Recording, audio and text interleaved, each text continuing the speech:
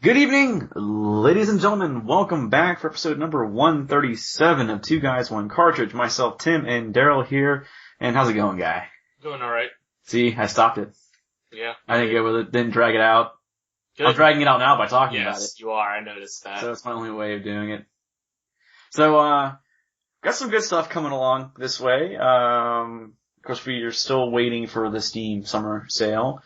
And, in preparation, I am clearing out my backlog, or at least trying to clear out my backlog. So you'll be proud of me. Yeah. Over the last couple of days, I have knocked out Deadlight. I have knocked out Dust and Elysian Tale.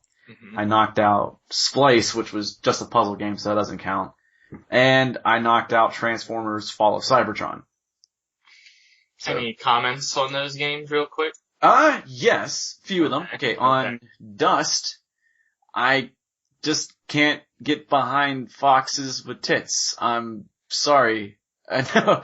It's a decent game, it's a decent story, hack and slash. You play the role of Dust, who has no idea who he is, and he's trying to figure out who he really is, and they got this big twist towards the end of the game. My only main complaint about it is that the final boss fight sucks so bad. It's kind of like a throwback to those older games. The bosses have multiple phases, but instead of multiple phases, it was basically the same fight 4 times in a row, and there's just nothing to it. Like, you just get up on him and just keep on hacking at him, jump away real quick when he's using an ability, get back on him, hack away at him again, and that's it. I mean, I didn't play on the hardest difficulty, and maybe I should to really maybe do it justice, but I played on medium, and it was way too easy. I think I discussed this briefly before, saying it just felt too easy, and it was throughout the entire game. I had almost no problems with it whatsoever until the very end. The very last section of the game was the only one that gave me trouble, and that's because you had a whole bunch of guys that would block all the time, so you couldn't go in there and just bounce around, hacking and slashing, jumping all over them. It's not that hard. And it's a fun game. I mean, it took me about, how long did it take me to beat it? Let me see. 9 hours total. But some of that was also me kind of going around trying to finish up some achievements and everything else before beating the game. And, trying to find all of the treasure chests in the game. Well, did you complete all your objectives? No. Okay. I'm 22 out of 30 in terms of achievements. And there's some things that I have not done, like, there's challenge arenas in there, where you have these quick time limits to go and basically get from start to end and collect all these orbs, but there's a whole bunch of enemies in the way too. So you have to finish it as quickly as possible to get the time bonus, but you want to do it with style, so you want to get the point bonus for actually killing enemies with combos and everything else. And yeah, I have not found all of them, and I think I've only gotten 3 stars on all. No, I got 4 stars on 1. And the rest of them I have 3 stars are the ones that I found. So I got some work to do if I want to go back in, but I'm not focusing on the achievements there. It's just time to clear the backlog. Yeah. Yeah, definitely. Because not only do we have the Steam Summer Sale coming up, but also Good Old Games right now is having a sale as well. So the overwhelming majority of their catalog is 50% off. So if you're interested in buying some games, especially older titles without DRM, now is definitely the time to do it. Unfortunately, one of the games I was looking forward to, Fez, is not on sale. That's one of the few games in their catalog that is not, but the majority of the games are, and I was already looking at picking up quite a few, including I was looking at getting possibly Hotline Miami, Retro City Rampage, thinking about maybe getting a Legacy of Kain game since I've never actually played any of those games before. Man. And also, System Shock 2. Yeah, I picked that up too. I picked that up through Steam. They had it on, marked it on Steam one of those days, and I picked it up. I think it was when it was first released. It had like 33% off or something like that. But definitely time to go back and play some System Shock. It's been a long time. A really long time. Yeah, and a lot of the games you can buy on both Steam and on Good Old Games. A lot of them kind of do crossover between the two, so I would say, definitely go check it out. They have a lot of good sales. They have bundles and all that kind of stuff. You can get Alan Wake right now, actually for $4.48. Nice. Alan Wake and the expansion. You can get almost every single Dungeons and Dragons RPG for $21 right now, which is Planescape, Baldur's Gate 1 and 2, Icewind Dale 1 and 2, Neverwinter Nights 1 and 2, Temple of Elemental Evil, Demon's Stone and Dragon Shard. I mean, that is probably thousands of hours worth of gameplay. And Jesus Christ. Yeah, for $21. So, I mean, I can't buy that. I would never play anything else. I would never finish them. That's the problem, is that there's so, and it's not just the actual games themselves, the user created content too is just, there's a massive amount for each of those games. I mean, I couldn't do it. There's not enough, I could never sleep. Ever. So, but anyway, yeah, that's something definitely to look into. It's gonna be running on sale until the 5th. They'll have different daily deals, I suppose. It's kind of like what Steam does. So it's interesting that they decided, they've done this the last couple of years, but they're getting the jump start on Steam this year. They're kind of going before they did. I think they were anticipating that Steam's was going to be a little bit later in the year, like it has been. I think it was last year. I think last year is the latest it's ever been, at least that I can remember. Because it happened when you were here. Yeah, which that was the middle of July, and normally it is a little bit earlier than that, from what I can recall from the previous years. So, yes, I think the year before it was I think it was 4th of July weekend, because I'm pretty sure I was away. I was at my family's cabin. I remember trying to buy games and not having internet access. I'm like, no! Like, I could view the page, but every time I tried to click buy, it just wouldn't do it. I'm like, son of a bitch, I'm missing out on all these sales for games that I'll never play. Yeah. What else did I say? Oh, Splice, it's a puzzle game.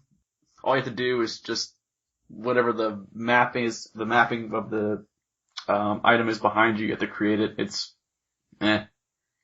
okay. Deadlight was actually fun. I played most of that game and I put it down. I don't know why I never finished it. So I saw it on my list. I still had it installed and I said, I'm clearing the backlog. Alright, let's go ahead. I played for 30 minutes and I beat the rest of it. Like, well, that's all I had left? You had 30 minutes left in that game, and it's been sitting in your list for how long? I don't even want to say. It's probably been a while. How many years? No, it's only been, it's probably months. Oh, okay. I would say months, but yeah, it's been in there for some time. Yeah. That's a decent one to play. It's really short though. I think I completed it in 4 hours. But it is a decent little game. Of course, there's time challenges and a whole bunch of stuff to find in the game if you really want to dig deep and find all the notes and memos and memories and all that stuff. So if you want to go looking for that, you can. There's all kinds of different challenges in there. There's a nightmare mode that was unlocked that I haven't tried yet. But again, clearing out the backlog so the nightmare mode can wait till later. And then finally, Transformers Fall of Cybertron, which is a game that I don't know why I never played it when it came out. Like, it was one that I was really excited about. Yeah, I remember you were talking a lot about it before the release, and I actually am kind of surprised that you have not already played through that game. Well, I was actually kind of upset when I found out that it wasn't multiplayer, or no co-op in it. Mm-hmm. So I was like, well, but I played through the first one with JD the whole time, and that was fun to us. And, I mean, but it wasn't bad, but it was short. Like, it took me 6 hours to beat Fall of Cybertron. And that was basically a full price title. I'm sure you paid less for it than that. Yeah, I bought it when it was on sale. I couldn't imagine paying $60 for that game and beating it in 6 hours. That's like another Aliens Colonial Marines. Obviously not in quality. This game got got a much better reception than Aliens Colonial Marines. It would be kind of hard not to unless your game is Duke Nukem Forever or something like that. So now, granted, like I did enjoy the game. I like what they did with it. The storyline was pretty decent because it pretty much takes place with the events that happen right before the Transformers come to Earth. So it's interesting to see the whole war and everything else that happens. But, like, the one thing that, like, it was kind of cool at first, they were throwing a lot of, I know I'm really late to review this game, but, they were throwing a lot of, like, hints back to the original movie, like the 1984 animated movie, the one that's still one of my favorites of all time. So I know exactly, when someone quotes something, I know where it came from. And it was cool at first, but then they kept doing it. I was like, well, wait a minute. And they kept doing it again and again and again. I'm like, okay, you can stop quoting the movie now. and the final theme, which again was another throwback to the movie, it was, the touch from the original Transformers soundtrack. But it was a remake of it. I was like, wait, the touch? Is it? Okay, it's still cool, but I mean, I really didn't see it necessary to put that many references back to the 1984 feature film. It's kind of like they're running into the ground once they get to that point. Well, one of the characters, Rumble, which in the very beginning of the movie, he says, first you crack the shell, then you crack the nut inside. And then he says it, towards the end of the game, you summon Rumble to play for you, and he says it. But then he keeps saying it as he's in combat. Like, stop. Oh, okay, it's one of those kind of things. Okay. Stop, please. Yeah. But, no, overall, the game was fun. I like what they did with being able to play as Grimlock and just completely changing the combat style. The switching between Autobot and Decepticon, for the missions was actually really good, because the first game you could choose, either start as Autobot or start as Decepticon. You play through one side and you go back and you can play as the other side.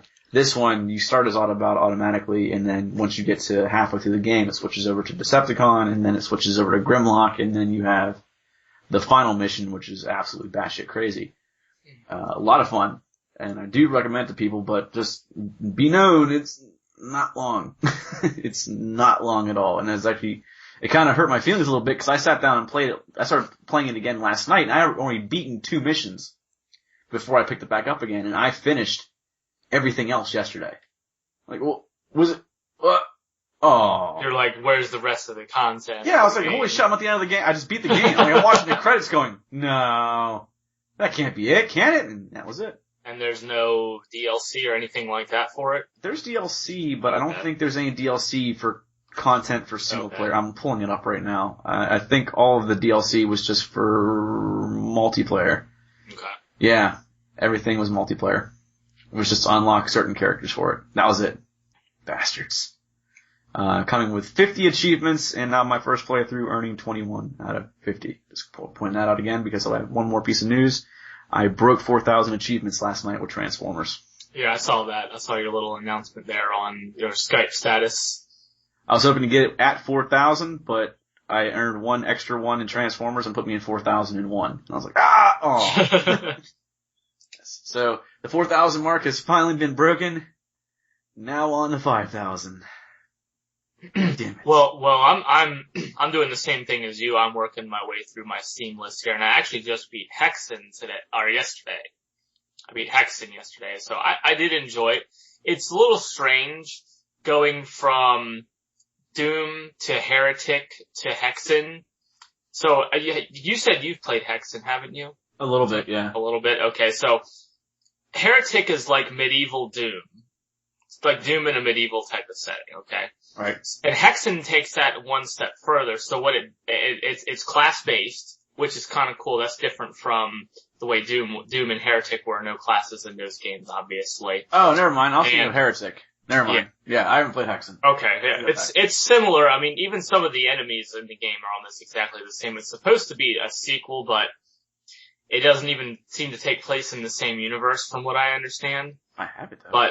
But there's only a few. One of the things that really put me off from it at first was there's only, I think, a total of 4 weapons in the game altogether, which is a real departure from typical Doom and Heretic style, which have Doom had 7, I think Heretic had 7 or 8 as well. So the combat is a little boring at first because I chose the cleric class, which is kind of a mix between a ranged and a melee class. And then there's your pure melee class, which is the fighter, and your pure ranged class, which is I think it's just called the mage or wizard, I can't remember. But it's a little boring because your mace is your primary weapon, and it takes like 6 hits to kill an enemy. So you're just standing there bashing away at each enemy over and over and over again. So it does get a little bit repetitive, luckily the levels are varied enough that it doesn't get boring.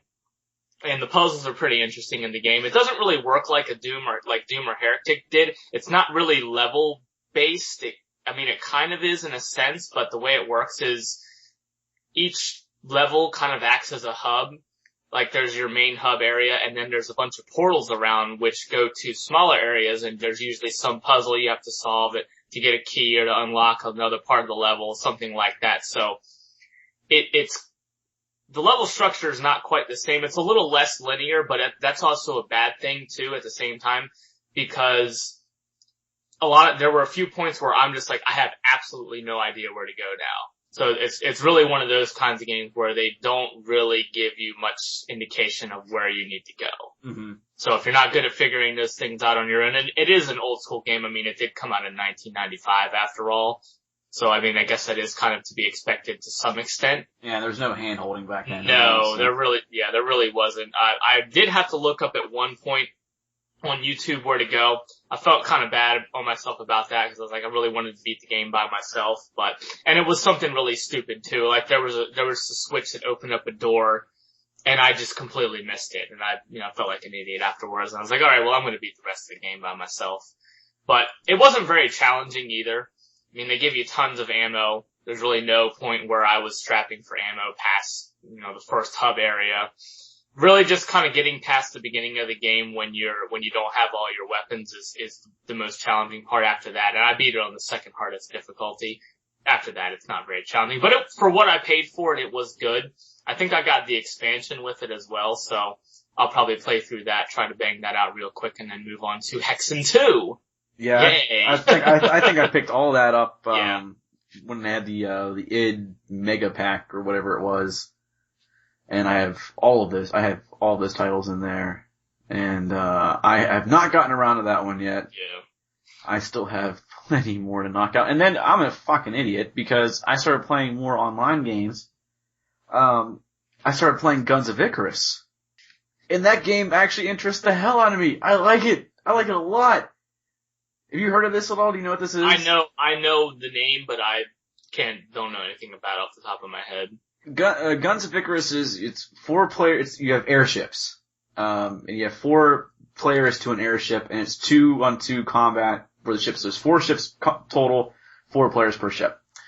You have a pilot, you have an engineer, and you have gunners. And the way that I've seen so far, the best way to work it is to have 2 gunners, if you have 1 good engineer, have them and then have the pilot.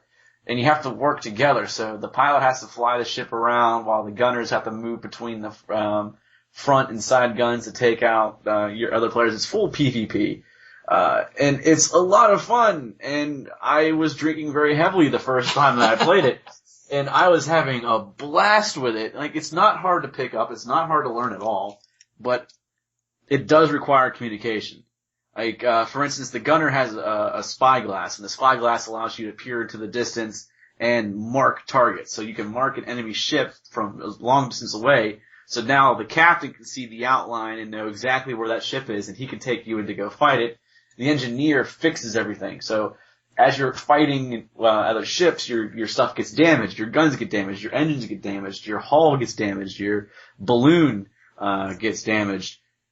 So you have to go ahead and have an engineer repair all that shit for you. And the other characters, the gunners, if they equip the items, can also repair as well, but they're not as good as the engineer. So you definitely want the engineer to get the hit on it. But then they have different statuses for how damaged something is. Like if it's just broken, you can sit there and fix it, but if it's on fire and you don't have a fire extinguisher, then you can't put the fire out, so you keep on taking damage until the fire burns out. It's like, that happened to us. One of our engines got blown. It was on fire and nobody put out the damn fire on the engine, so we're just sitting there spinning in circles while we were getting blasted to holy hell. Like, no! Somebody save us! But, it's definitely a fun game to play when drinking. I think it might be one of my new, one of the new drunken online gaming session videos that we do, as long as I can talk anyone else into buying it. I think it was like $10. $20. 20? Jesus. Yeah, it's $20. That's gonna be kinda hard for me to talk people into buying that one. Yeah. But summer sale, maybe it'll be marked down and then I'll just picking up maybe a few copies for people if I'm feeling generous. Yeah, they have a 4-pack, so. Problem is, that's the one thing I don't like about Steam, okay? If you buy the game, and you want to play the game for yourself, and you say, okay, I do enjoy it, I want to buy the 4-pack for my friends and give away 4 copies. You can't do that. Because 1 copy is supposed to be for you, and then you hand out 3. So now you can once you own the game, you can no longer buy the 4-pack. Yeah, that's true. I hate that. Why even do that? Like, why not just give me a discounted rate or something? I mean, I tried it, now I say I want my friends to play this with me. Why can't I still buy the damn pack? Well, can you buy it and gift it to yourself, the 4-pack? Have you tried that? Because I know there's some kind of workaround where if you gift a game to yourself when you buy it, I know you can trade games later to another person. So I don't know how that all works with the 4-pack. Or what you could do is make another account. I could. Yeah. Didn't think of that, huh?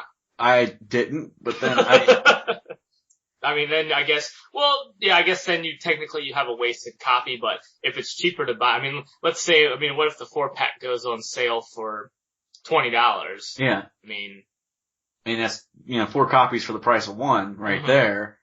And at that point, I may consider actually opening up a secondary account. It's just something to think about. It is something to think about. I will take that into consideration. I definitely don't want my credit card number out there twice or associated with 2 different, but I guess I can go buy Steam Bucks and just do it that way. Yeah. Yeah. You don't even have to you can tell Steam not to save your information anyways. That's true. It's true. If I wanted to be safe, I would go with the Steam Bucks. You could, yeah. Yeah, absolutely. Yeah. That's your point. I could think of, no, but it's just, the games can drag on, but the whole time, I'm sitting there, singing pirate shanties to myself and everything else. Shut up. No. This is epic. Well, you want to move on to some news? Cause we got a lot of E3 fallout going on. I have a piece of news that is not E3 related that I will save for later. Well, okay. I think it's fun. And by E3, we really just kind of mean Microsoft, because that seems to be what everybody wants to talk about. Yeah, everybody on Reddit is trading in their 360s and shutting off their accounts and protesting. Yeah, that they are. Everybody's placing pre-orders for PS4 and, like you said, trading in the 360s, so. But one of the things I read in the past week was a story on Cinema Blend, which I think linked back to possibly the NeoGAF, it linked back to Twitter it was, where apparently somebody on the Xbox Twitter account for their support said if your account is banned, you also forfeit the licenses to any games that you have tied to it as listed in the TOU, Terms of Use. What? Yeah. Now, Major Nelson came out a few days later and said that was incorrect. He said that only applied to 360 games tied to your account, but that doesn't make sense to me because you can't play your 360 games on an Xbox One. So I don't know if that got leaked incidentally and that he was just doing some damage control because maybe that was something that they didn't want people knowing about, or if it was just a legitimate mistake that the person in the Xbox support Twitter made. So I don't know really where they're going with that, but Major Generals. Major Generals. Why? I just said Major General. Major Nelson. General Major Sir. I don't know why they call him that. That's not even his real name. I don't know what his real name is, but it's not Major Nelson. It's something else. It's so stupid. What a dumb name. Oh. But, I don't know what's going on with there. Like I said, are they just doing damage control, or do people really and this is just one more thing that just confuses the hell out of people. Yeah, you know what, and that's, I never thought about that though. So let's say, on the Xbox 360 right now, you could have your Xbox Live account banned. you could be a total dick, or you could do something that goes against the terms of use, and you get banned. You can't play online anymore. But the 360 is an offline console, so you can still play your games. If you have your gold account on an Xbox One and you get banned, how does that work? Like you said, but you said it only applies to 360 games, but that doesn't make sense. Like you said also. But it's like, well, but what would happen there if you did in fact get banned? Because you couldn't go online. But the console does, would the console still just be able to do checks online? You just won't be able to participate in any online features? Or you just be completely banned from your console altogether? Now, one of the follow-up tweets asks, what happens with disc-based games? Could they be used again or traded in otherwise? And it says no information. They don't have any other information to share other than what's on just the Xbox.com, how the game licensing works, which we went over, I believe, last week. Yeah. So, this is, like I said, this is just one more thing that consumers are going to be confused over because there's a lot of double talk coming out of the Microsoft camp. And it's not going to help them, that's for sure, especially if it's true, where if you do get banned, because a lot of people get banned just for no reason. I mean, I see it all the time. You'll go online and someone will say, oh, my Xbox Live account got banned, and they never did anything wrong. My name got banned. Yeah. My old name got banned. Yeah. And I mean, did you really do anything to warrant that ban? No. Okay. The word pimp was in my name. Because it was a pimp named O'Shea. That was my original name on Xbox Live. That's been my name for a long time. Actually, it was my original name. Now, maybe your name was a violation of the terms of use or it was. Okay, well, that's what we call warranted. I know. I just don't consider the word pimp to really be a word that would be, like, if I would put, like, fuck you Jews inside my gamer tag, like, then I understand, okay, I deserve that one. But pimp, I don't get that at all. Well, unfortunately, I mean, it is Microsoft's system, so they do, make the rules, so. Whatever, bro. I'm not saying that. I think it's a harmless word too, but it's their thing and that's what they say. That's, they call the shots in that regard. But. I like how Steam doesn't check their names because someone here decides to put fun as somebody else by changing their display name on Steam. Hey, look, alright. You get a couple bears in you and then, anything can happen. Then file names get sent back and forth that have been renamed. That they do. Well, here's some good news for you, Tim, for both of us, really, because we were really excited about this game coming out of E3, was Project Spark. Yes. Project Spark. It's gonna be free. Oh. Yeah, free game. So, that's interesting news coming out. But Windows 8. But also, Xbox also, but yeah. Well, yeah, that's true, but still. If they're doing more integration with anything other than the Surface, then that will work too. I mean, if it's just like another app you can use on the iStore or the Android store, and just let all tablets kind of join the fun, that would be okay too. I'm fine with that. But I mean, it's always possible that they do end up bringing it to Windows 7 anyway, but I think being that it's a Microsoft game, probably not. And that kind of ties into with what you told me earlier about Skulls of the Shogun, which you told me about that the Skulls of the Shogun is coming to Windows 7 on Steam, and what Good Old Games was it as well, I think? Steam, I think, was the only one listed. Okay. But I guess it's a situation, and they haven't really said why, but it's probably because of sales. It was a game that I was really excited about. I know you were, and we both wanted to get our hands on it. But being that it was Windows 8 only, a lot of people are down on Windows 8. You don't really see a lot of people in the PC gaming community migrating over to Windows 8. Nope. But it's good that they're bringing it over. I think you said it's in beta right now because they have pre-orders? Here's the way it's working. It releases next month. And it's the bona fide edition. So because they made the PC gamers wait for so long, they're adding all kinds of extra features into it as well. They're making the game larger, better, faster, stronger, that whole song and dance. It is coming out next month, but if you pre-purchase right now, you get instant access to the beta version that is currently available.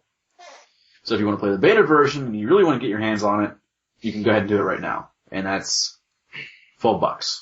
And it's coming out on the Humble website. Yes. Not. Yeah, sorry, yeah, Humble, that's where it was, yeah. Yeah, at the Humble website. But like I said, that's good news for all of us who wanted to get our hands on it, but do not have Windows 8. Yeah, minimum requirements is actually XP, SP3. Okay, well that's even good if for whatever reason anybody's still using Windows XP. Please upgrade for the sake of all of us. Yeah, please. It really creeps me out when I see 98ME on my OS list on the website. But people with the Windows 98 or ME computer still connecting to. Yeah, because when people connect to the website, it actually collects information. So it collects what browser they use. It also collects what operating system they were using. I have Windows 98 that connects to the website from time to time. Like, who the fuck is this person connecting to our site using Windows 98? I'm honestly surprised that there's even a web browser that can connect to a site like that with the internet now. I really am. Netscape Navigator 6.0. Maybe. I really don't know. But there's a whole progression. Come back to Skulls of Shogun. So they're adding in experience gaining and a player progression system, adding a new mob. There's 24 levels of single player, and there's a whole shit ton of multiplayer also coming into it as well. So that might be a fun game for the members of Powers Not Included to kind of get behind and play, because now you can play 4 people at the same time. Is it a co-op or only versus mode? It doesn't really say. It just says multiplayer match, so I'm guessing it probably is versus. I mean, you can probably do like a 2v2 type of thing. I think you may be able to do team or free for all. I mean, I'm guaranteeing free for all, but team maybe. So that you and Josh can gang up on me again and kill first before. Just. I'm never letting that one go. Because it didn't happen. Okay. Never happened. Whatever you say. Never happened.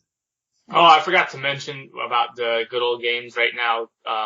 The sale will probably be over before this recording is posted anyway, but Torchlight 1 is free. For 48 hours. Yeah, I don't know when that started, but it's free as of 6:44 EST on June 18th. So. That's will get posted tomorrow, so on the 19th we'll be up. So you'll have 24 hours to hurry up, grab it and play it. Mm-hmm. Something like Absolutely. that. But if you're gonna play Torchlight's a good game. Torchlight 2 became rather repetitive. It's still a good game. I've just beaten it about 4 different times now. It's like playing Diablo 3, except actually being able to beat it 4 times. Except actually being enjoyable enough to beat it 4 times. Yeah, that too. And getting real loot drops and not having a stupid crappy real money auction house that ruins the damn game for everybody. Yeah, I like the idea of getting loot that I can't use yet. And randomized overworld and underworld dungeons as well. What a concept. No, that doesn't happen. We don't get that. Yeah, of course not. Not at all. Well, I guess the next thing I had on my list I wanted to talk about is more Xbox stuff. Since everybody's busy beating up on the Xbox, we might as well join in on the fun. So everybody knows by now how their indie publishing thing works, which is it doesn't. You can't self-publish games. And the casualties for the Xbox are already potentially mounting anyway. So the first game that came out and said that they may not be coming to the Xbox One would be DayZ. And just because it's a self-published game, that's one that they may just be skipping Xbox One. Mm-hmm. The other one that came out, and I didn't know this was considered an indie game, but apparently it is that the Oddworld reboot. Yep. The new and tasty version could be skipping Xbox altogether, not just the one, but the 360 as well. So it's that'll launch on PlayStation 3, Vita, PlayStation 4, Wii U, PC, Mac, and Linux. So really, the only systems that I can think of, only major systems that are being left out of that would be Xbox and the 3DS. Ugh. So it's interesting that, like I said, it's already starting to happen where they're losing a portion of their their games that are coming out, and consequently people will have less reason to buy their consoles because they won't have as many games. Yeah. But we do know, and as we discussed on our E3 episode, that they do have a pretty impressive list of titles coming out, and maybe they just feel that their exclusives are strong enough that they don't need the indie community as much as they thought they did. Maybe. Or as much as they, even in spite of the fact that they got good sales from certain games, like, for example, State of Decay, that just came out and has sold, I think, over 500,000 copies. And I think it's the biggest selling Xbox Live game already. Nice. And luckily for us, it's coming to Steam as well. So that's one to look forward to because it's been getting very good reviews everywhere and a lot of people seem to like it. Any idea when it's coming to Steam, or is that still up in the air? No, I don't think so. They just said soon. They've been working on it, but there is no release date from what I can see. But hey, at least we're getting it. Then again, it's still one more game that I don't need to play right now. It's another game that Tim will just have to add to the list of games that he wants to buy but can't. Yeah, that's what's going to turn out to be now. It's just going to be like, instead of just games that I'm not going to get to, it's just games that I want to buy but I won't because I just know I'm never going to get around to it. And tough shit on myself because like, well, you should have been playing games, you asshole. Yeah. Even though I bought The Incredible Adventures of Van Helsing. I'll get to that eventually. Who knows when. Yeah.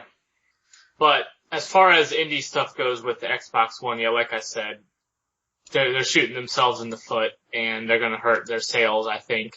Even though a lot of those titles don't sell really none of them really do sell as well as their big name games. Mm-hmm. It's still just content that they're not gonna have on their platform. So it sucks for them. It's good for us, but it sucks for them. And the fact that being so tight-lipped about everything is definitely hurting everything more because people start making suspicions. And then suspicions become more suspicions, and other ones become rumors, and then rumors spread like wildfire across the interwebs. And then they get to all the social networking sites, and everyone starts talking about it and bashing it, even though it may or may not be true. And you just have this whole firestorm that starts. So really, Microsoft, you guys gotta just pull the fucking Band-Aid off and just do it. Just get up there, rip that shit off, and say, this is exactly how it's going down. These are the questions you all had. These are the answers for these. Take it or leave it. Because you know what? If you're gonna wait for people to get to release day and then find this stuff out, shitty move. Yeah, I totally agree with you. All this kind of vaguely worded and just kind of, oh yeah, well we'll talk about that later. We don't have anything to talk about right now. All this kind of just ambiguous stuff. Or they say it, then they take it back like 2 days later. Exactly. The next day, yeah. Is really developing a lot of distrust. Now, I still think that it's going to sell a lot, but I think that the policies are going to catch a lot of average consumers. Like I mentioned on the previous podcast, a lot of the average consumers don't pay attention to this kind of stuff. They're not going to find out until their kid trades their $60 game away on Xbox One and then wants to get it back, and then suddenly realizes you can't. Right. And then they're going to raise hell with GameStop or Best Buy where they bought it, and then at Microsoft when the retailer says we don't have anything to do with it, we can't do anything for you. They're going to go to Microsoft, and it's probably going to get them a lot of bad press. You would think by that point, even like, at least after release, that they would have some kind of documentation out there that people could be. But then again, who's going to go looking for it? You know, people like you and I exactly will go look for it. Mm-hmm. But like you said, the average consumer, you know, the parents just like, I need a babysitter for the kid, just buy him a video game and then walk away from him kind of thing. You know? Yeah, bad parents. The less informed people are the ones that are going to be hurt by that, and Microsoft, they just have to be more clear up front. And I know why they're doing it, because they're trying to avoid all the bad press all at once, really. They're getting shit on right now. So I know that's they are, yeah. So, like, if you're just gonna let people just keep on making shit up or trying to dig or trying to find some stuff out, just do it. Just get up there and say, yes, we will not let you trade your games in. Yes, we're gonna have, you know, all this other shit. Just do it. And then, like, the third party, companies, the ones that they, leading up to the publishers to say whether or not you can trade games up, they're not talking either. They're staying silent about the trade-in policy or the used game policy. Well, EA pointed the finger back at Microsoft this past week. So Microsoft came out and said EA claimed that EA lobbied for the DRM scheme, but then EA came back out after Microsoft said that and said we never did. They said we never lobbied for that, and then they even went as far as to say that the online pass was a mistake. Yeah. So. And we mentioned that the other week too. Yeah. So there's a lot of finger pointing going on between the two, and I think, like I said, that's just Microsoft. They were trying to save face and maybe hopefully thinking that EA was just going to kind of let that one slide, but obviously they didn't, because they came out and made a pretty clear statement that they never lobbied for that DRM. So. And I think one other major publisher came out and said, I almost want to say it was Ubisoft. I didn't write that one down, but I think they said that they weren't planning on implementing any kind of block on user trading in games or anything like that. Yeah, see, I just don't know why you would put it in the publisher. Like, it just seems weird to put it into the publisher's hands for something like this. I mean, it just seems to be like it'd be a very central thing. Like the online pass, like EA is saying is a bad idea, but other companies did follow. Not every company did it, but several others did. Warner Brothers jumped in on it. EA jumped on it. What are the other ones? I think BioWare jumped on it too. I could be wrong. Well, BioWare is owned by EA, though, so. Basically what EA says BioWare follows suit, so. Well, then never mind. That's why they were making a Command and Conquer game for some reason. Oh, that's right. I don't know why they would make a RPG developer make a strategy game, real-time strategy game, but who knows? It could be awesome. You never know. There'll be some weird sex scenes as long as you go ahead and romance your commanding officer over and over again without getting court-martialed. It goes for about 20 seconds and then it stops. I don't know if I was going to quite take it that far, but... Sorry, just... you look at Dragon Age and Mass Effect, like, both those games, it's just like, keep on romancing your people. Keep on... One of them will have sex with you at some point. Just keep on going after all of them. Which is actually another point I wanted to make. I gotta make this point. You ready for this shit? Okay. Are you ready for this? Now, if you remember, back in the olden days, when the Atari 2600 was around, and there's an old AVGN video about this, but the Atari sex games, right? You could find them everywhere, just they were kind of hidden behind the counters and everything else. But there was a shit ton of them. They're really bad because it's the Atari 2600. What if I told you now there's a company out there that is trying to bring these back with the Oculus Rift. And there's actually a company that is working on it and looks to have their game, Wicked Paradise, released in 2014 along the same time as the Oculus Rift. And that's a topic that we generally avoid here on this show. We don't talk about sex in games very often. But they're talking about having this whole erotic fantasy game. Yes, I did read about that on Reddit. I just kind of glossed over it. So, well, I didn't really have much to say about it. I actually clicked on it, and I looked at it. Okay. And there's not really much to it. It's just like, they said, imagine playing Leisure Suit Larry, but instead of watching it, you're inside of it. And it's like, imagine you can go up to a bar and romance some girl. I'm like, I have no idea what the hell, they call it a game. Is it just a sex simulator at that point? And the only thing I could think of was, there was an old, Penny Arcade comic that was out about the Kama Sutra coming to the Kinect and seeing Tycho having sex, and the Kinect kept on yelling fail, fail, fail at him. But I don't know. I mean, I'm kind of interested because you don't really hear about this anymore, because the sexuality here in the United States, when it comes down to publishing it to games and everything else, like, you can show some stuff, but a lot of stuff is blocked. Like, you can't really go too crazy with it. I'm just wondering how far that this company, also called Wicked Paradise, is going to take it. Well, in my opinion, real women and real dating is enough of a game for me that that fulfills that whole category. So I don't necessarily feel like I need a game that I don't understand. I didn't read the instruction manual. I don't know if there is one, but if there is, I didn't read the instruction manual. When it comes down to real women, I keep on rolling ones. You know, I can't. It's like fail. No. Yes, we are both losers, so we embrace our loserness. We do. But enough about our loserhood. We have more video games to talk about, which I guess maybe adds to the loserhood. I don't know. I have a game that I have been beta testing, that I was told to go beta test, and there was an opportunity that you could just sign up and then maybe you'll get a key, or you could just pay, I think it was like $10 to start out and you get automatic access to the beta. And the game I'm talking about is A Mighty Quest for Epic Loot. Now, the guys over at Gameageddon, I'll mention their name, are the ones that got me playing this. They started showing me it, and I went, oh man, I want to play this. I'm not supposed to be playing anything else. I don't want anything new. And they said, no, you have to play it. And I watched them play it. I watched their videos of it, and I said, fuck. Yep, I'm buying this. I'm buying into the demo. It's kind of an interesting game. It's got a couple different feels to it. So there's the whole Diablo Torchlight kind of feel to it. So you have, that top-down view with, the click to attack kind of feel to it.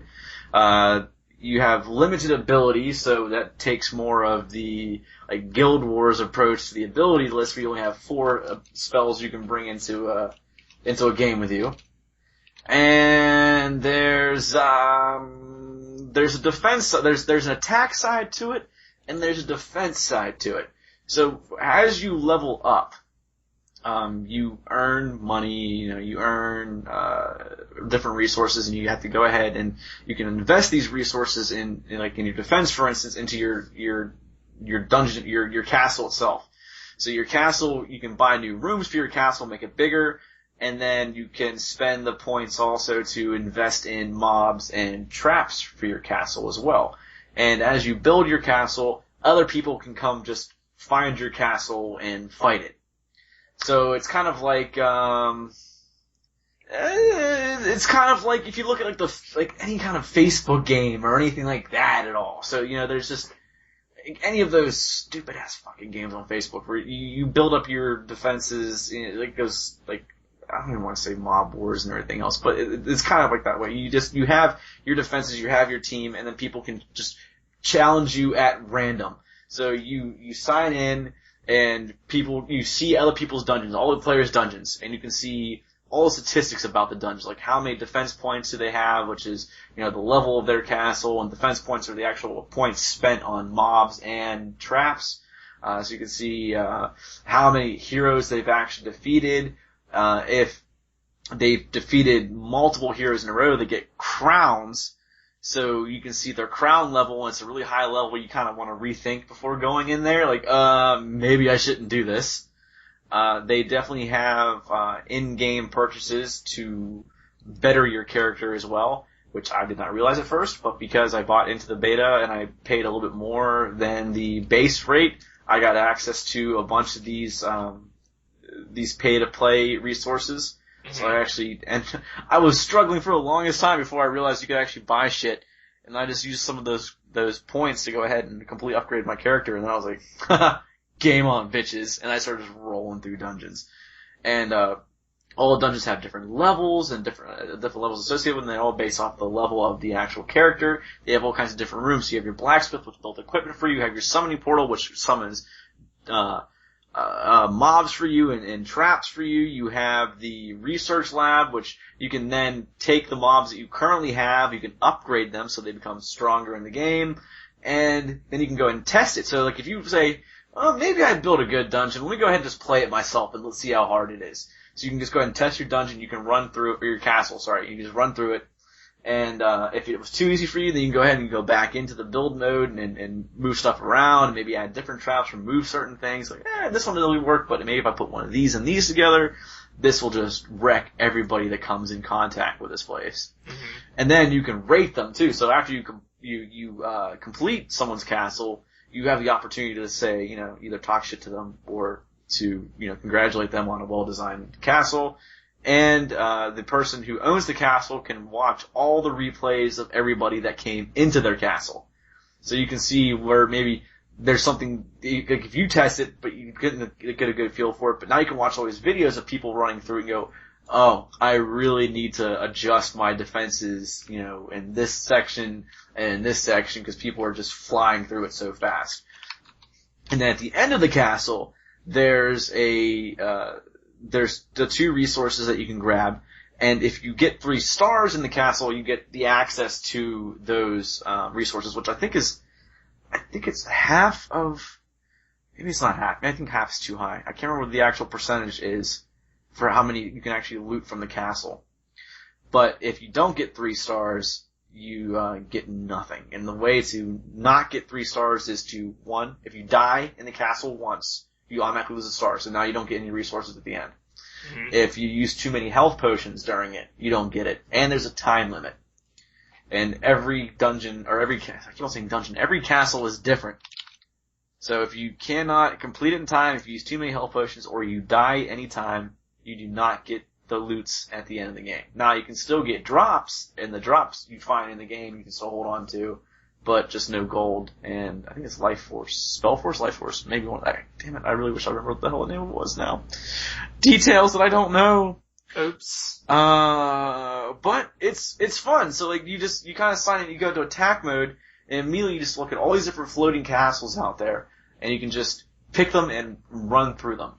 And they have challenges too to like beat the developers' castles, and they have weekly challenges or daily challenges out there they have like certain like pre-made dungeons that you have to run through. So there's a lot to it. And it's just one of those games that's also done in real time. So like if you're upgrading your different buildings or your different components inside of your castle, it may take 5 minutes, it may take 20 minutes, it may take hours. And I'm guessing as it gets higher and higher, it takes days to do so. But you don't have to be in game for that. You just kind of walk away, and then you come back, and it's done. You move on to the next thing, you upgrade that. And there's 3 classes in there. So you have the warrior, which is your melee. You have your ranger, archer. So you have your bow guy. And then if you paid into the second tier of the beta, you get access to the mage right away too. And I have not tried the mage yet. I've been mainly focusing on the archer. Because I do like my bows. I like my arrows. And he's got a pet that attacks people too. So you get to attack twice. And he's kind of like that character is very similar to what the Demon Hunter was in Diablo 3.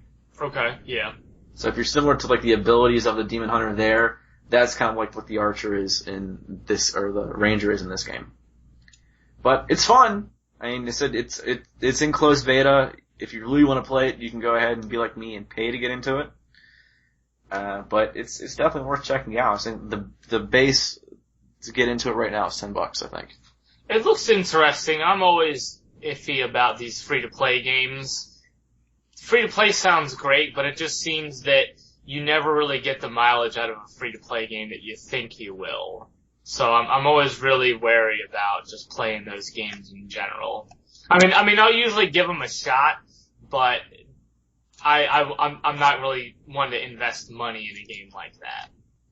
I don't know if this has any more incentive or anything like that or if it's just like, is it just that good or what?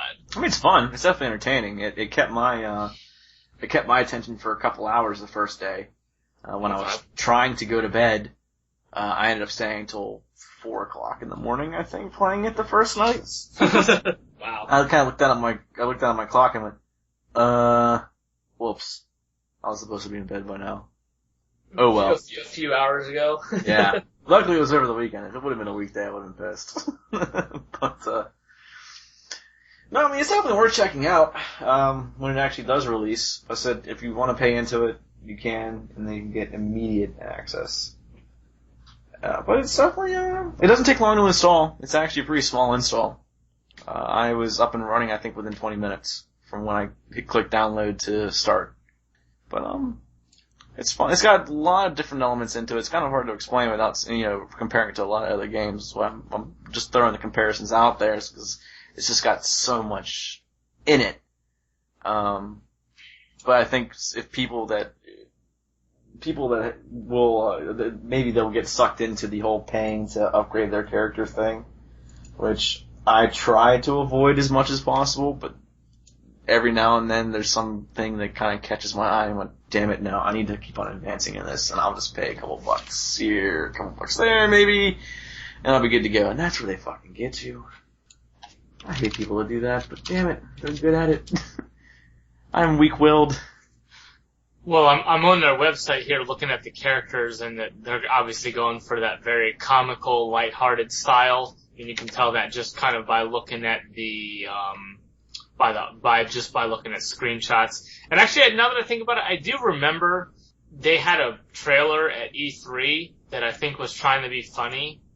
Yeah. And it wasn't funny. It actually kind of put me off the game because I think it was trying way too hard to be funny, but they have the characters on here, and one of these actually did make me chuckle a little bit on the mage. Apparently it has his beard status on here, and it is living.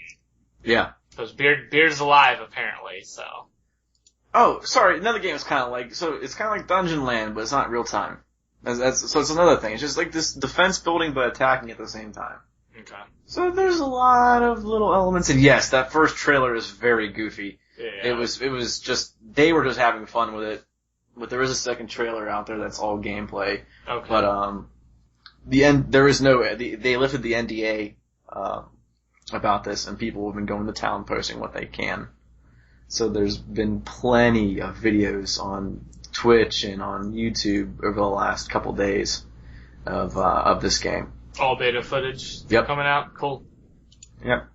All beta footage. And I thought about doing it, but I was like, there's so many other people doing it at this point. You just get lost. There's no point. Yeah. I'll direct you to some other people that are.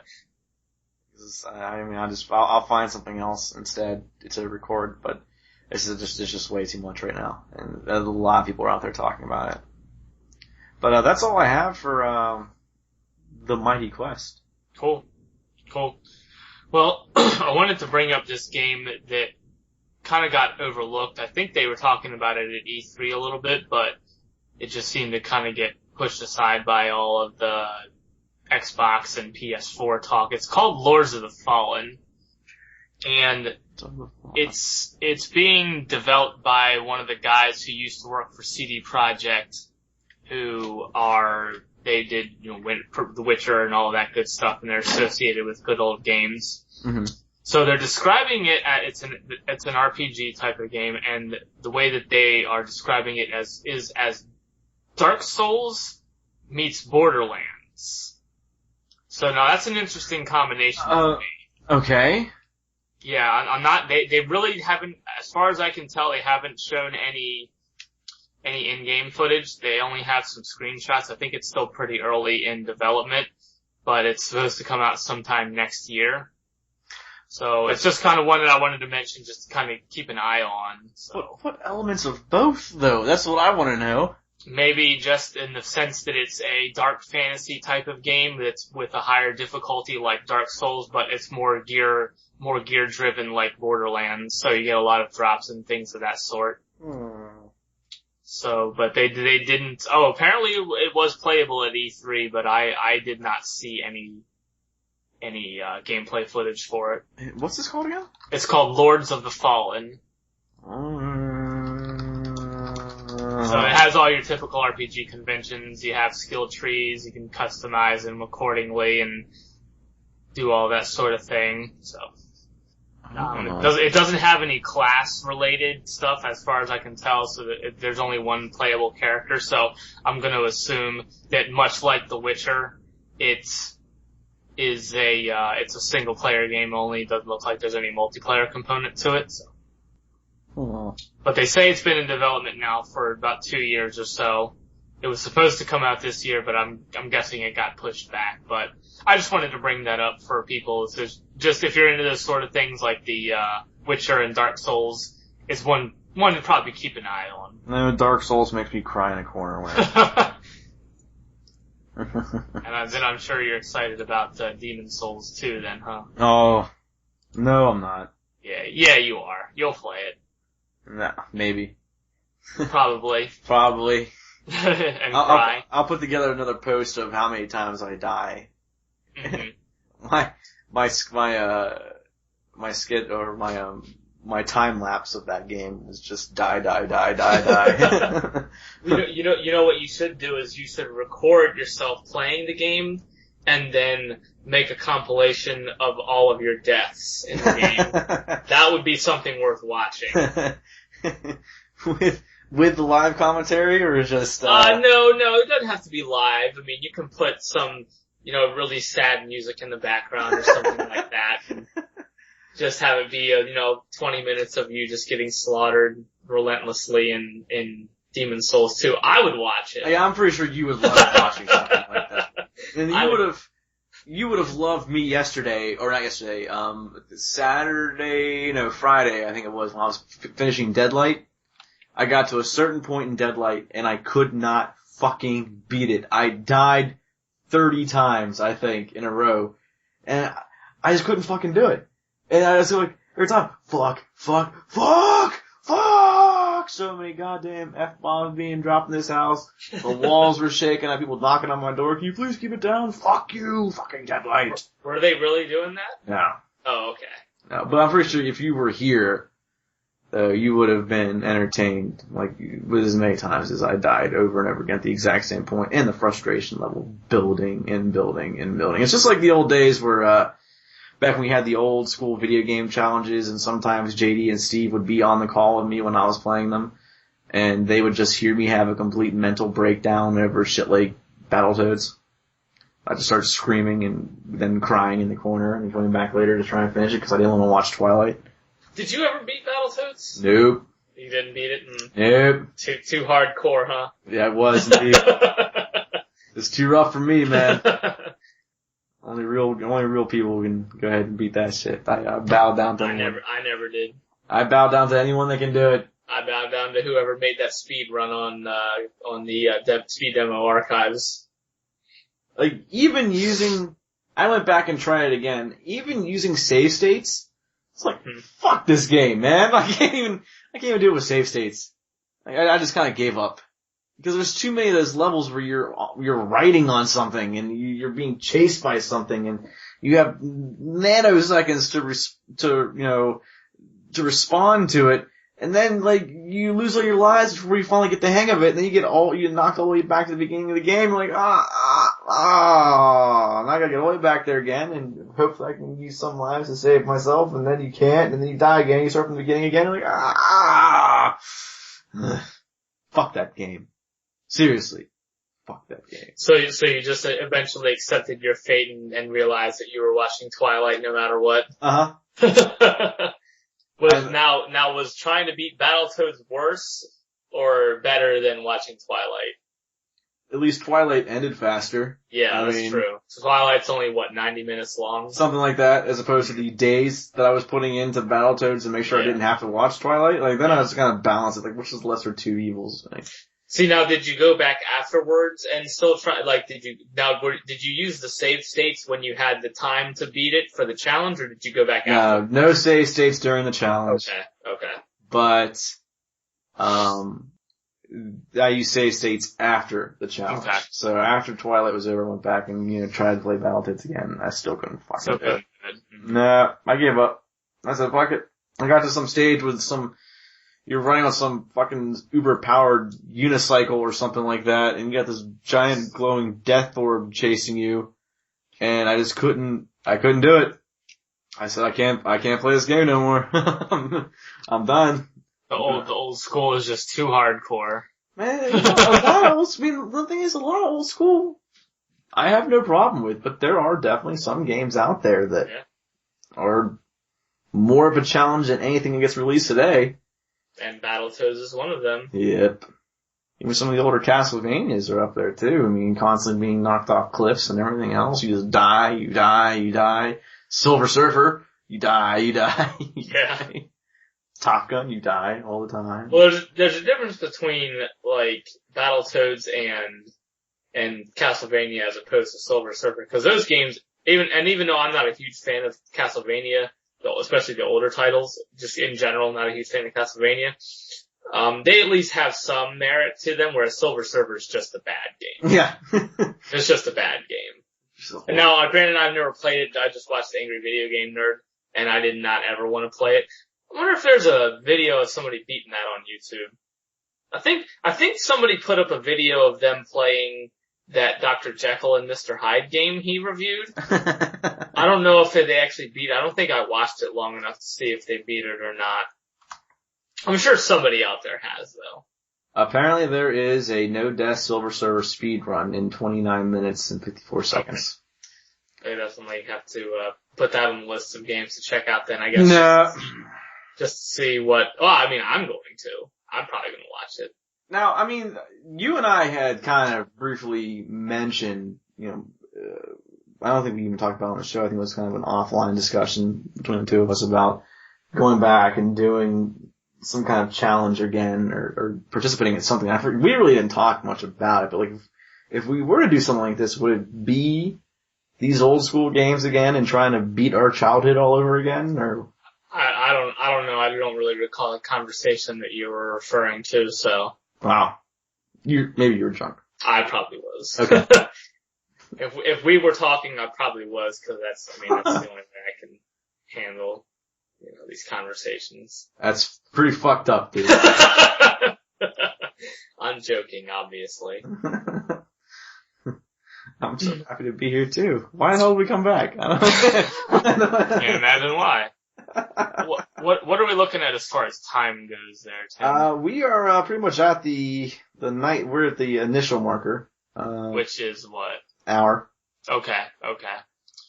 Well, I guess I did want to talk about I had a few other little notes that I picked up over the last week. So, Fez 2 was announced. They did not show any platforms, any release dates, any gameplay footage. They just had an announcement trailer, nothing else. Okay. Apparently, Metal Gear Solid 5 will be coming to the PC, and I quote, eventually. No. So who knows when or what that means. Mm-hmm. Mirror's Edge 2 apparently is, as EA defines it, an open world game. Who knows what that really means. And that goes back to one of our original discussions of what was the theme at E3. Exactly. Open world was one of them. And that was something that I do not believe they actually talked about it at E3. I think that was afterwards. I think that was after E3. But they also, hold on, let me real quick here. In the same announcement, they said they have another 5 or 6 IPs that they're gonna be talking about in the coming months, so. More coming from EA down the pipeline. Okay. Well, you were gonna interject, so go ahead with whatever you're gonna say. I already forget. Okay. Not important. Okay, well I'll carry on then. Apparently, also, there is no chance for a new Metroid game anytime soon. And, yeah, so Retro came out, who are the people who made Metroid Prime, which I suppose they have the rights to the Metroid series now. I really don't know. But they said that because they only work on one game at a time, and right now they're working on the next Donkey Kong game, that then since they said they usually have a 2 to 3 year development cycle, so the next Donkey Kong game is supposed to be coming out in November, so assuming that they started on another Metroid game, assuming they don't already have another game lined up after the Donkey Kong game, we're making a lot of assumptions here, we wouldn't be looking at it until late 2015 at the earliest. So, yeah, so really, really disappointing news for fans of the series, so. Your dreams keep on being crushed over and over again. At this point, as I said before, I put it on the same category as now Titan and Half-Life 3 as now where the Metroid series is at as well, which is, you know what, I've moved on. I don't have time or energy to sit around and invest in game series that aren't coming out anytime soon, so. Do you just wake up every morning, check the computer real quick? Metroid? No? Oh.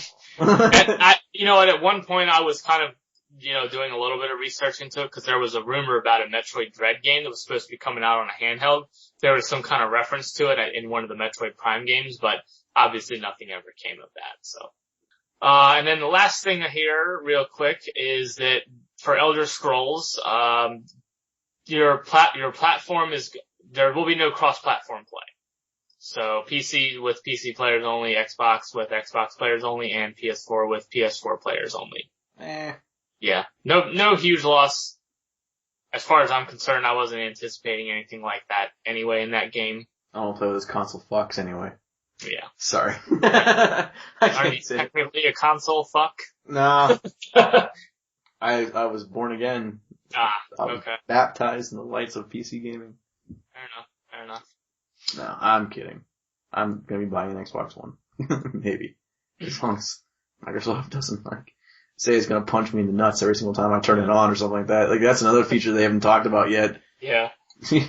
Prepare for Scriddle Cup Punch. What? No! God damn it. One more thing here too. Blizzard announced in the next major World of Warcraft content patch, they've announced a feature called Virtual Realms. What? So a virtual realm, as defined by Blizzard, is a set of realms that are fused together and will behave exactly as if they were one cohesive realm.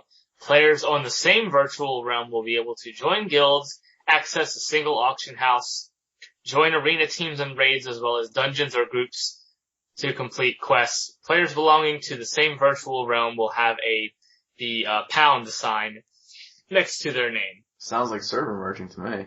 That is what a lot of people on the Blizzard forums said, is it sounds like a fancy way of saying these are server merges, without actually saying they are, because if they did, then that would bring the dead game.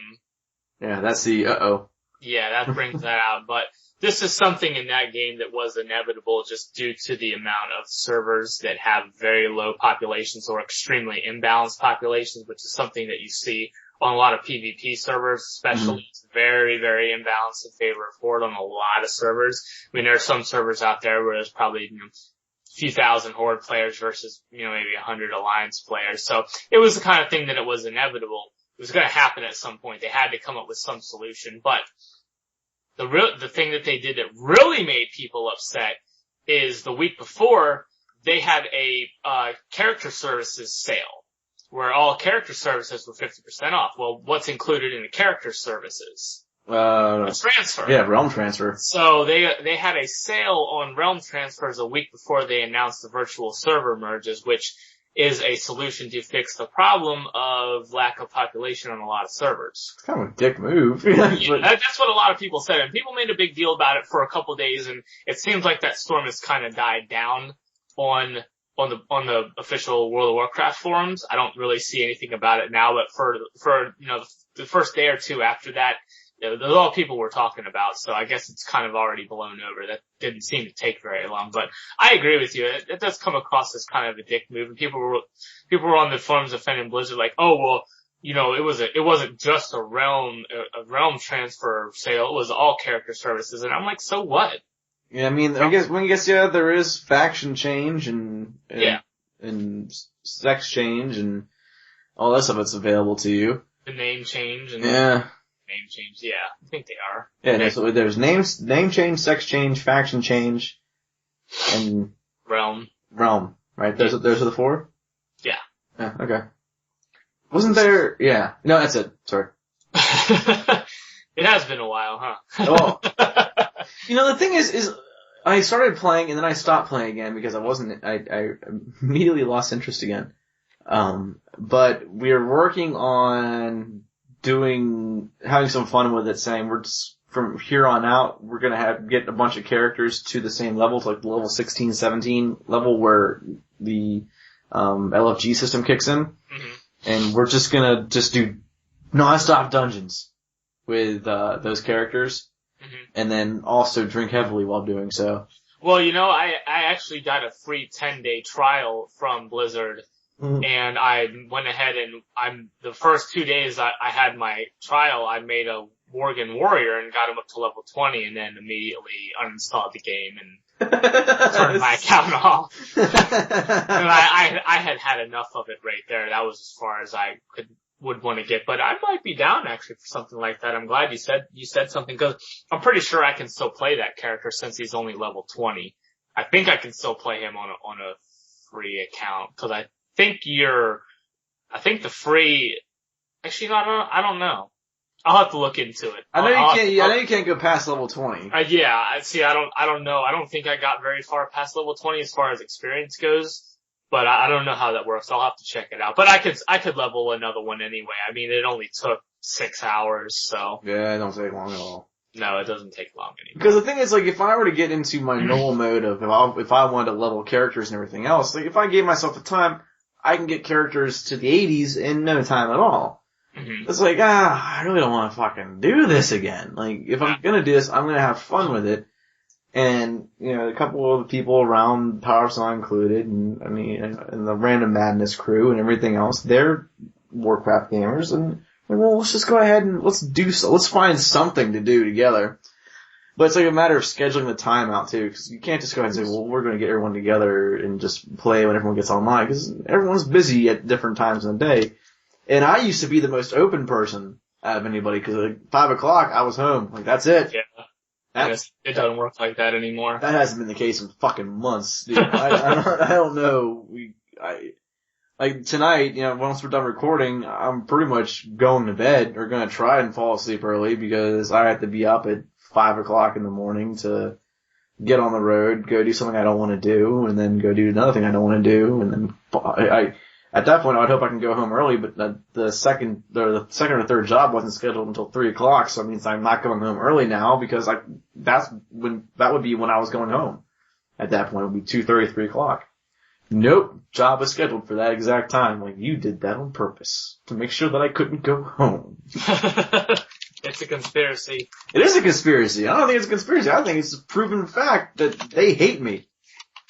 There's like, we're gonna milk him until he dies. And then they're getting pretty close. Well, as I said, that's why you make the big bucks. Yeah, that's exactly why. But yeah, I'll definitely join you on that thing. That sounds like it would, it'd be alright. I mean, I have, like I said, I have my Worgen warrior, and I hope that I can still play him. I guess I'll have to check it out and see how that works. I mean, remember all the fun we used to have running Dead Mines? See, I don't like the new Dead Mines that much, though. It's not the same. I actually haven't even been in the new Dead Mines yet. I don't know. Is it a low Dead Mines, or is it actually, I thought they mmade a higher level Dead Mines. Well, they did. They have a heroic one now, too, but I think they came out with the heroic one sometime in Cataclysm. Yeah. Cause I know it was after Cataclysm. I think it was at the same time as, just kind of around release or whatever. But yeah, there is a heroic level 85 one now. But anyway, enough of that. Talk about that crapola. That fucking game. But it just goes back to what I said though, which is it kind of was a dick move from Blizzard to allow people, or to announce that server fix a week after they had a character transfer sale. So. Oh, one more thing real quick. Dungeons & Dragons Chronicles of Mystara is available, since you brought up the Dungeons & Dragons collection earlier in the very beginning of the show. Now, I know nothing about this game, and I've never even heard of it. It's like, it's a huge game apparently. People were really into this back in the day, back in like the arcade days and everything else. Okay. But it's kind of like, what the hell was the name of that game? You had like the warrior, the Amazon, and like the little dwarf, and you had like it's like those, Golden Axe. Is that the Golden Axe? Yeah, okay, yeah, the beat 'em up game for the Genesis. Yes. Okay. It's very much done in styles like that, but there's like a whole bunch of other fucking elements that are added to it that makes this game like huge. And they just released it, to multiple platforms, but it is on Steam and it is available now. And it is, co-op and online, and there's all kinds of different stuff you can do with it, but there's not much I really know about it, but I know people that are, and they've been really trying to get me to do it, and I almost want to. I mean, it's still done in like old school graphics. I mean, they have the HD version of it, but the HD version is pretty much the same shit.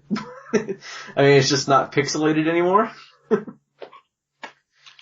But, I mean, it seems like that would be, again, one of those things that would be fun to play, especially if it is as large as people say it is, and you can just kind of just go all out and play for hours and just have fun with friends and go beat up a whole bunch of different mobs and everything else. Oh, I see here. Yeah, it does look like an old school, beat 'em up style game. Mm-hmm. Yeah. Sweet. But it's an old Dungeons and Dragons game, Mm-hmm. and there's like all kinds of different stuff to it. I want to know more about it. I know people that are very excited about this and that it's out. I actually got a message on Skype saying,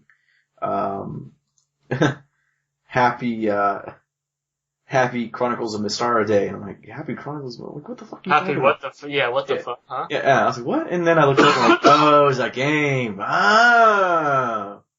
But like, I see it, I'm like, oh, you know what, I might be interested in, maybe playing it. Maybe, giving it a go. Yeah. Push some buttons. Maybe earn some levels. Yeah. Get some fat loot. Get a little gold, maybe? Kill some mobs. I'm done, I promise. There's boss fights and everything else. I mean, it looks like it'd be cool. I mean, especially because I used to enjoy games like that. You know. Yeah, they don't make games like that anymore. At the risk of sounding like having a get off my lawn moment, they just don't make games of that nature anymore. No, you don't get the, The closest thing is Shank. That was the closest, like, major title that I can think of that came out recently that was in that style. And it's not even really like the Golden Axe style. It's more like, I guess, Double Dragon-ish. Yeah, I mean, it's still different. It's still, yeah, it's not quite the same. Yeah, I mean, if you're looking for like the basic stuff, I mean, you have those like, all those games back in the day, like the whole, side-scrolling beat 'em up, you have your Double Dragons, you have, of course, one of my favorites, Turtles in Time. Streets of Rage, Golden Axe, the Avengers, Avengers, Simpsons, X-Men. What's the other big one I used to play all the time? Maximum Carnage. And of course, your favorite Battletoads. Fuck that game. So I mean, you like games like the whole side-scrolling beat 'em up, but you don't really see that all too often anymore. I mean, that style of gaming is pretty much. I mean, people can correct me if I'm wrong, but I mean, I can't really think of anything off the top of my head that it's like. Unless people are trying to throw it back retro style and actually design a game with graphics that make it look like it's 16-bit and everything else, but it's not really, nothing really. Yeah, I mean, there's been a couple of just remakes and re-releases. I know Final Fight got a re-release on, I think it was the not the GBA, but the DS. And then there was a Double Dragon remake that came out not that long ago, but I don't think that game got a very good reception. It was called Double Dragon Neon. Yeah, I heard about that. Yeah, I don't think it really didn't get received too well from what I remember. I mean, Turtles in Time Reshelled got released too back, actually that was a couple of years ago now, but that was another one that, got released. But yeah, the Double Dragon one was, how recent? That was actually pretty recent. That came out in September. So it was about 9 months ago. Came out September 11th. Oh. Yeah. So, but yeah, it didn't see, see very positive reviews, so. Yeah. It's Double Dragon. Yeah. You know what I found the other day? You'll like this. I found my original Game Boy copy of Double Dragon. Oh, yeah. The original fucking, yeah, I was, digging through my old Game Boy stuff, and I found my cartridges sitting there. And I also found a copy of, Madden 2000, too, which I didn't even realize they were still making. Game Boy games at that point, but I guess that was for the Game Boy. Yeah, Game Boy. And you said which one was it? Madden 2000? Yep. I'll have to look it up and see. I don't even know where this came from. Someone just handed this to me and said, "Hey, here's a Game Boy game." I'm like, it was like a couple weeks ago. This one just hands me Game Boy games. Yeah, why not? But the Double Dragon one was a good find. I'm about to go pop my. I found my Game Boy Advance too, but I was gonna play some Double Dragon. I completely forgot that I have the Generation 1 Game Boy Advance that has no backlight. I can't see shit. Yeah. I forgot how bad it really was and why I had those stupid ass peripherals on there all the time. Yeah, I actually bought a Generation 1 GBA. I bought it the day it came out actually. And yeah, it was not cool. Yeah, I mean, I sat there, I actually found my Game Genie, or my Game Shark for Game Boy. So I had my Game Shark in, and I had some other games in, and I was just kind of trying stuff out to make sure it all still worked. But I'm sitting there, like, in my kitchen, like, trying to tilt it, like, I can't fucking... There's no one, you can get it to a certain point, but it's like if you move your hands, then you just get glare on the screen. Yeah. So you gotta keep your hands perfectly still while playing, which is pretty much impossible. Then I see my face at some point, and I'm like, I can't, now I can focus on my eyes. I'm just trying to play the game. But yeah. I don't know how they screwed that one up. Well, I mean, think about it, like, when the Game Boy came out, it didn't have, was there any version of the Game Boy that was actually backlit? I don't think there was. They had all those stupid peripherals. The big ass magnifying glasses with the two lights on the side and everything else. I had an old school Game Boy and I never really had any problems with seeing the screen. Now, I don't know which generation, if they had different ones like they did with the GBA. But I didn't have any problems with that. I don't really have a problem unless I was playing at night. That was the big thing. Is I couldn't play the Game Boy at night because there's no backlight on the screen. But then Game Boy Color came out, and then GBA came out, and then there was the other version of the GBA that had the backlight. Yeah, that was like the SP. Yeah, that's what wasn't the SP like it was like the early design of the DS or something like? No. It had a different design from the original GBA, but I don't remember exactly. I don't know if it had anything to do with how they designed the DS. I'm trying to remember what it looked like here. I'm pulling it up. Yeah, it was a flip screen. And so yeah, it was a flip screen design. Yeah, I remember that. So that's where they got the inspiration for the DS from. Maybe. I mean, I'm just saying it was along those lines. But then again, if you think about it, the original design for the DS was fucking hideous. It was like this, I can't even like describe it. It was like this semicircle. It was a curved bottom and it was flat on the top side of it, but it was huge. And they released the new DS, and that one was really nice. And that's the one that I had.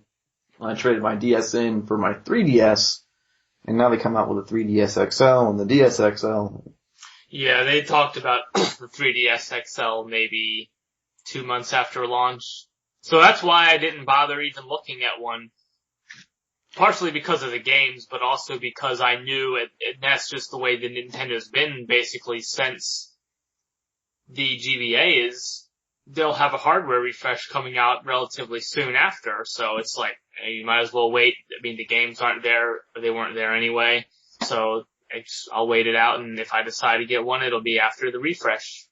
Well, it was after it was when they announced that price cut, and then GameStop came out right away too and said, we'll discount you also on top of the price cut if you trade in your DS.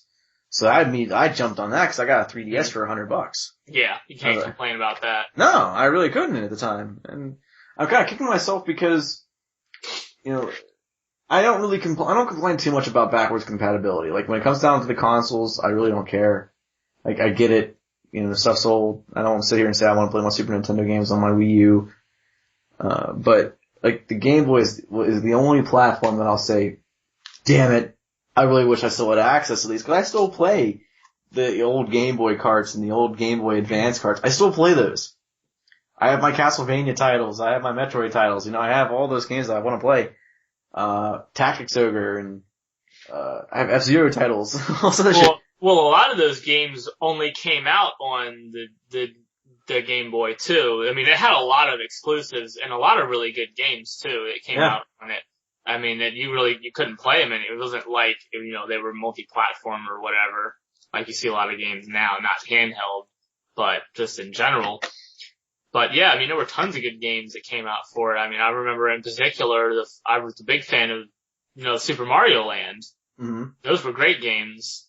And I got so good at Super Mario Land 1 at one point, I could beat it without dying, which I thought, that was kind of a little accomplishment of mine, because that was a game that I actually played that one.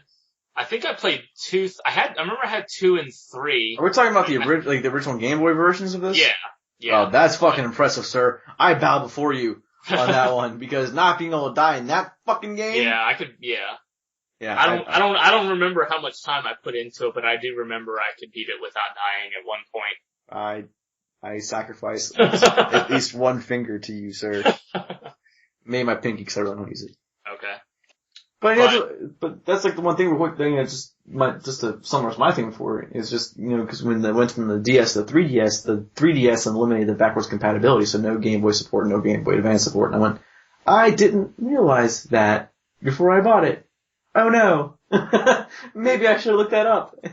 Did the GBA have support for regular Game Boy games? I don't remember. It did? Okay. Yeah, I thought it did. Because the console, the cartridges are the same length in terms of the actual, They're the same width. Width, sorry. But the GBA cartridges are smaller. They don't stick out of the. No, but you can still play them. Yeah. So the GBA had Game Boy support, but then the DS had GBA support, which meant it also had Game Boy support. So here comes the DS, which was a magnificent little handheld that lets you play everything that you ever had since you were a kid to this point. There was no swapping devices, no nothing. You had it, you could play it, you're done. 3DS comes out, takes all of that away from you. Does it even have compatibility with the regular DS? Yeah. Okay, yeah, but just no GBA or that slot's gone. They removed that slot. Yeah, I remember. Yeah, I remember. Yeah. Which is good because I was playing. It was one of Atlus's games on the DS. I bought not that long ago. I think it was Devil Summoner 2. Is that what it's called? I don't know. I mix up all of Atlus's games when it comes down to those titles. Yes. Okay, tapping with a watch. I get it. Alright, we are definitely running over. I think we have run over. And it doesn't matter. I'm not even posting this crap to the site the way it was anyway. So. Right. Hey, look, I mean, I don't want to cut you off if you want to keep going. I knew we were getting to our limit there. So if you want to keep going, I don't care. No, I mean, I'm good on the Game Boy. I was sitting here looking at all these cartridges, and I was all impressed. I'm like, damn, I think I still have some of these laying around. And then I immediately looked up in the corner and saw you tapping your wrist. And I went, oh, whoops. Yeah, I mean, I wasn't trying to derail you. If you want to finish the point, go right ahead. I don't think I was, whatever it was, I forgot it. I think I might, in closing, I think I might go buy a DS again. Just so I can have full support for everything. Sounds like a plan. I mean, they're cheap now. I mean, but I guess my Game Boy Advance is worthless. I mean, I keep it, I hold on to it. I got this stupid ass peripheral. Hold on, I think I got it sitting right here. Yeah. Yeah. The Gamester. The Gamester? Yeah, man. This is awesome. What the hell is that? It still works. The battery still works. Holy shit. The Gamester. I'll have to send you a picture of this. Yeah, you will. Is it some kind of light? Yeah, it is a light. Okay. But the part that actually affixes to the Game Boy itself is very flimsy. And if it gets bent in any way, it no longer really connects to the GBA in any way, shape, or form. Okay. Actually, I don't think it's for the GBA. Was this for the DS? I think it's for the SP. No, because I didn't have the SP. Well, I'm looking at right here, and there is a Gamester for the SP. So I guess they made it for different ones. Hold on here. Yeah. Oh, damn it, my DS isn't in this room. I mean, my Game Boy Advance, I actually pulled it out and started playing it last night, so I got nothing there. This looks like it might fit onto my Game Boy Advance in terms of the way that it's shaped. But it was very flimsy, and the piece that actually connects to the console itself was nothing. But the light section of it is very heavy. So when you pull the light out and then you can flip the light out more, you're sitting there playing it, and it actually pulls on the handheld and actually pulls the fucking thing off of it. So you have to sit there and actually hold down the bracket as you're playing too. It was a pain in the ass. Why did they ever make these things? Oh well. Well, I'm looking at the Mario wiki here, and it says that the Gamester is an add-on accessory exclusive to the Game Boy SP. Nah, dude. So I'm just saying that's what it says on the Mario wiki. I'm not saying it's correct, but that's what it says on there, and I don't see anything about there being a Gamester for the GBA. Now there's something by the Radica Gamester, which is a floodlight. Well, who makes this? Yeah, Radica. That's it. Okay, so that's what, okay. That is the Radica. Okay, see, Gamester is something different. It's called the Radica Gamester? I know, but I'm saying there's a thing called the Gamester. Well, they're stupid. Alright, well, I'm just saying it exists. You can think they're stupid if you want, but it still exists. Point accepted. Still stupid. I mean, that's what made, like, there was that whole era, though, with, like, Nintendo. Like, that's why, like, GameCube and the DS were such an awesome combination, because they let you do everything. So, like, the GameCube had had this little add-on piece that would snap onto the bottom of it. And so you could play all your Game Boy Advance games and your Game Boy games on there, too. Mm-hmm. So if you wanted to play on your DS, or on your GameCube and actually have it full screen to your TV, you had that capability. And that's kind of like the Super Game Boy for the Super Nintendo. Yeah. Yeah, exactly. And you could even with the Super Game Boy, you could also even add color, although you could only add 4 colors. At the time I guess that was the palette limit for the Game Boy games, but you could do some interesting things with certain games. Yeah, there wasn't really much you could do with the Super Game Boy at the time, but no.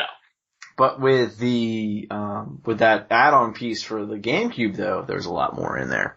And actually, that's why I used to really like Scott and I would sit there and play Final Fantasy Tactics Advanced the whole time, and actually be able to play it on a TV as opposed to the little ass screen and worrying about batteries and everything else, because rechargeable batteries weren't really the thing of the time yet. No, it was all you buy AA's. And you burn through AA's. Yeah.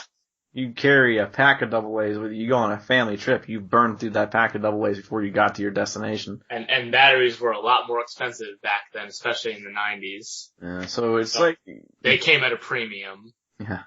I think that was how kids, instead of like dealing drugs and everything else, it was dealing in batteries. Like, I'll give you this pudding for 2 AA's. And if you had an AC adapter, you were lucky. Oh, man.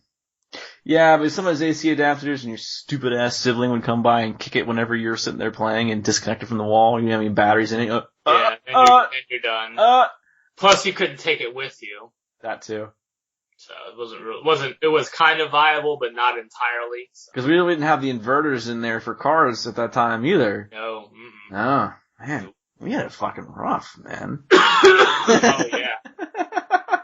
No inverters for our Game Boy to carry with us on family trips. Yeah, man. Hey, man. Back in the day when we were kids, no one wanted to talk to us. If they just wanted to drive and get to a destination, you can't carry on a, viable conversation. It's like, hey, how was your day at preschool today? You can finish your conversation in 10 minutes.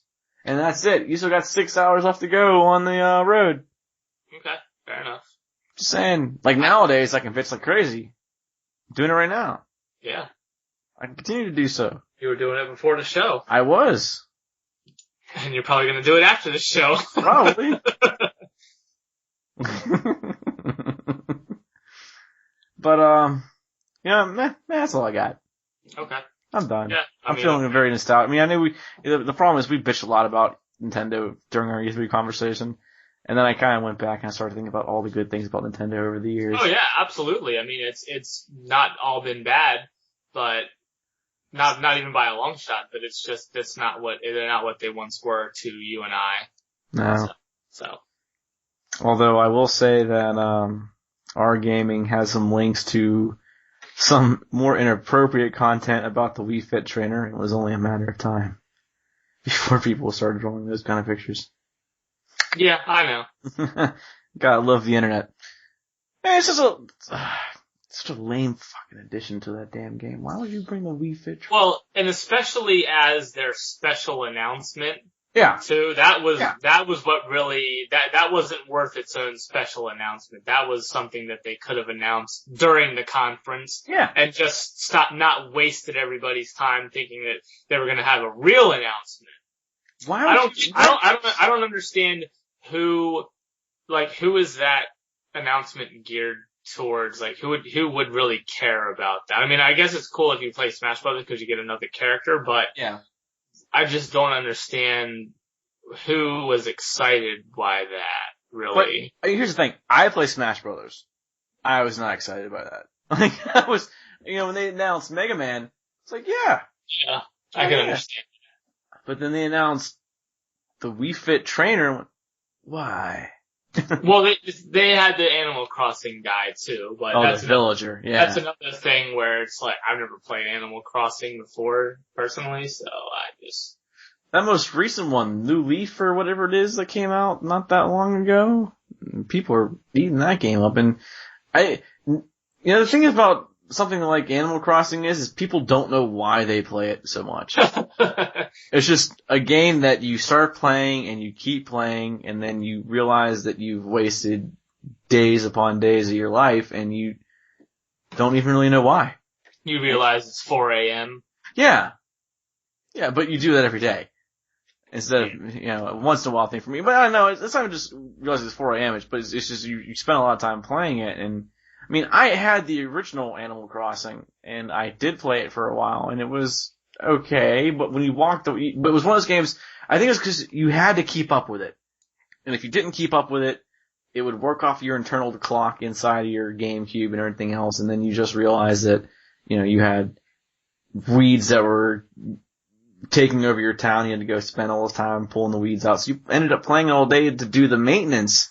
And maybe that's the same way as it is now. I mean, I don't know. I haven't played New Leaf, and I refuse to play New Leaf for that exact same reason of I don't want to get sucked into something like that where I feel like I have to play it every single damn day. Yeah, this sounds a lot like just doing daily quests in an MMO to me. Yeah.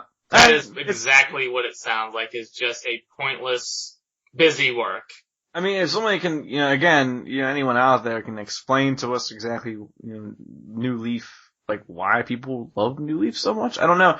I haven't played Animal Crossing for years. I mean, when it came out on the GameCube, I played it then, and I haven't played it since. Yeah, like I said, I've never played any of them, so I don't know anything about them. We tried a cheat and set the timer up, and we fucked ourselves up because I was like, you could only get, I think you got this big bag of money on New Year's, and it was like June or some shit like that. Like, we're not fucking waiting until New Year's, and we set the clock forward 6 months. And we came back in, and the entire town was overrun with weeds. I'm like, touche, game. Touche. Did you get your money, though? Got my money, but then I had to go pick 1,000 fucking weeds. So you couldn't just get your money and then roll the clock back, and then they'd all be gone? No. It just doesn't work that way. No, it don't work that way, man. They made they put some countermeasures. Yeah, they clearly did put that in place to prevent people from doing that. People like me from cheating my ass off. Yeah, they don't want to wait, don't want to put the work in. Look, I'm really done this time. I promise. Okay. Yeah, I was gonna say, I don't, the last thing I wanted to say is that, Ubisoft, there's a petition out there to petition Ubisoft to bring The Division to PC. So, if you want to see The Division on PC, go sign the petition. I want to see The Division on PC. Yeah, so I know you do too. I'm gonna sign it. I haven't signed it yet, but I'm going to. But yeah, if you want to see, where can you find that? I'll link it. I'll link it to you. But if you if you Google The Division petition, it should be the first thing that pops up. I don't see, there'll be links and all kinds of stuff, so. I spelled the Dick Vision. I'm not surprised. I'm But so far, over 50,000 people have signed it, so the demand is there. Over 50,000 disgruntled gamers have expressed their desire to see Tom Clancy's style title from having the PC. Potential players to sign petitions to get on forums and post their requests. Yeah. Yeah, I mean, that was a game, and we talked about that during the E3 show, and it was, we definitely wanted to see it. Absolutely. So yeah, go sign it if you want to see it on the PC. Yeah, do like Daryl says, I'm not, just go ahead, look up the Division petition. Yeah. But don't spell Dick Vision. Yes, like Tim did. Yep. Total accident. Freudian slip there. Just saying. I didn't really fully spell out Dick. It was D-I-C. I wish you were going for it. I mean, it was there. It was D-I-C-V. Dick Vision. Well, I could have just been a slip then. Well, it was. Yeah. The C and the V are right next to it on the keyboard. Yeah. So, I mean, of course, yeah. So, I mean, it would have been like, I kind of pressed right this. I hate this keyboard with a passion, too. Sure, Tim. Sure. Yeah. Okay. I'm sorry. I love Dick. Okay, there we go. You happy now? You happy now? You good? You're not telling me anything I didn't already know. Exactly. We know it. Fuck it. We're going. This has been, what even episode? Again, 137. Yep. 137. You know ourselves a good night, a good week. We'll be back here with 138 next week.